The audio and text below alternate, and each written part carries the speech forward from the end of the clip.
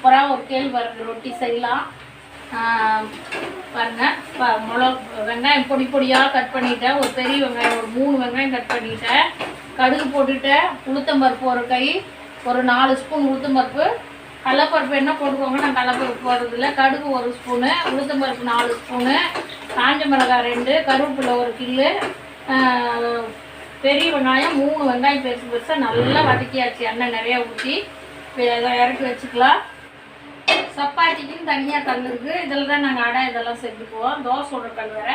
பாருங்கள், கேழ்வரகு மாவு ஒரு ஸ்பூன் உப்பு போட்டுட்டேன். ஒரு 4 அடை செய்கிற மாதிரி, ரொட்டி செய்கிற மாதிரி 4-5 ரொட்டி. குட்டீஸுங்களுக்கு குட்டி குட்டியாக ஆளுக்கு 2, எனக்கு ஒரு 2. 1 ஸ்பூனு, சின்ன ஸ்பூனில் 1 ஸ்பூனு சால்ட்டு போட்டுட்டேன். அவ்வளோதான். இப்போ தண்ணி ஊற்றி நம்ம நல்லா ரொட்டி தட்ட பதத்துக்கு பிணைஞ்சிக்குவோம். ரொம்ப டேஸ்ட்டு, நல்லா சத்தானது. வாரத்தில் ஒரு நாள், 10 நாளைக்கு ஒரு நாள் இந்த கேழ்வரகு கட்டாயம் குழந்தைங்களுக்கு கொடுங்க. அப்போ தான் எல்லாமே வெறும் சாதமே இட்லி தோசைன்னு சாப்பிட்டாங்கன்னா அது உடம்புக்கு அவ்வளோ இருக்குது. நாங்கள் வாரம் 2 நாள் சப்பாத்தி செஞ்சுருவோம், 1 நாள் பூரி செஞ்சுருவோம். கேழ்வரகு அடிக்கடிக்கு செய்வோம். முதல்ல களி டெய்லி செய்வோம். கால் வலி வந்துட்டு இப்போ அப்படியே விட்டுட்டோம் பாருங்க. இப்போ 10 நாளைக்கு ஒரு தடவை, மாதம் ஒரு தடவை அந்த மாதிரி. நான் இந்த கருப்பரிசி கஞ்சி குடிக்கிறதுனால இந்த கேழ்வரகையே மறந்துட்டேன். பிள்ளைங்களுக்கெல்லாம் வாரம் ஒரு நாள் இந்த கேழ்வரகு கொடுத்துருந்தேன். அது அவ்வளோ சத்து. நம்ம பெரிய வில்லேஜில் எங்கள் ஊரில் கோடீஸ்வரர் கூட நைட்டில் என்ன ஃபங்க்ஷனுக்கு போனாலும் சரி, என்ன பண்ணாலும் சரி, வீட்டில் வந்து இவ்வளோ பெருசு களி சாப்பிட்டு தான் படுப்பாங்க.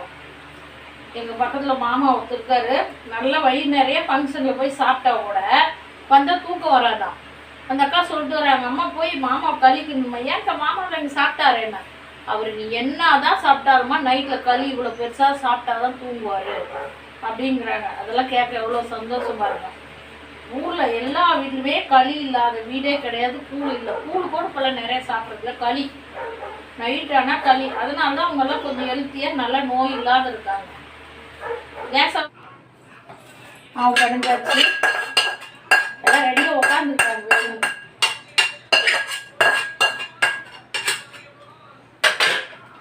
நல்லா மாவு இலக்கமாக பிணைஞ்சிட்டு இந்த வெங்காயம் பச்சை மிளகாலாம் வதக்கணும் இல்லைங்களா, அது இதில் போட்டு நல்லா கலக்கிக்கோங்க. பாருங்க, இந்த இலக்கத்துக்கு பிணைஞ்சிட்டு கல் காஞ்சிடுச்சு. எண்ணெய் ஊற்றிக்கலாம்.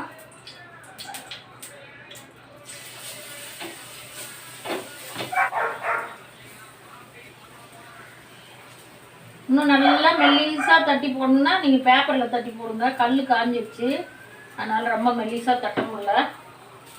நல்லா கொஞ்சம் எண்ணெய் ஊற்றிக்கோங்க.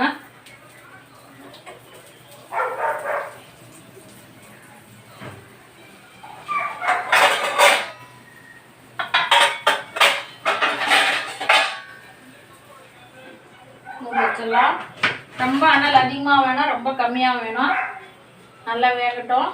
நல்லா வெந்த பின்னாடி கொடுங்க, இல்லைன்னா குழந்தைங்களுக்கெல்லாம் வயிற்றால போகும், வயிற்று வலிக்கும், நமக்கே கூட. ரொம்ப டேஸ்ட்டு, ரொம்ப சத்தானது. இந்த சேனல் பார்க்குறவங்க லைக் பண்ணுங்கள், கமெண்ட் பண்ணுங்கள், ஷேர் பண்ணுங்கள். புதுசாக பார்க்குறவங்க ஒரே ஒரு சப்ஸ்கிரைப் பண்ணி விடுங்க. வாங்க, சூப்பராக ஹெல்த்தியான சத்து. அடியில் நல்லா வெந்துருச்சு, சிம்பிளாக இருக்கும். மேலே கொஞ்சம் நல்லா எண்ணெய் ஊற்றிக்கோங்க. சூப்பராக. இன்னும் மெலிசாக வேணால் பேப்பரில் அப்படியே தட்டி போடலாம். வெந்துருச்சா பார்க்கலாம். நல்ல சத்து, எல்லாம் இதில் தான் நிறைய சத்து. சூப்பராக இருந்துச்சு பாருங்க. சூப்பராக கேழ்வரகு ரொட்டி சாப்பிட்லாம். அடை ரொட்டி எல்லாம் சொல்லலாம். சூப்பராக நல்லா வெங்காயம் பச்சை மிளகா சீரகம் மிளகு எல்லாம் போட்டு சூப்பராக கருவேப்பிலை கொத்தமல்லி எல்லாம் போட்டு சூப்பராக எண்ணெய் ஊற்றி கேழ்வரகு ரொட்டி ரெடி. வாங்க சாப்பிட்லாம். ஹெல்த்தியான சத்து. 2 வயசு குழந்தையிலேருந்து எல்லாம் 1.5 வயசு குழந்தையிலேருந்தே கொடுக்கலாம்.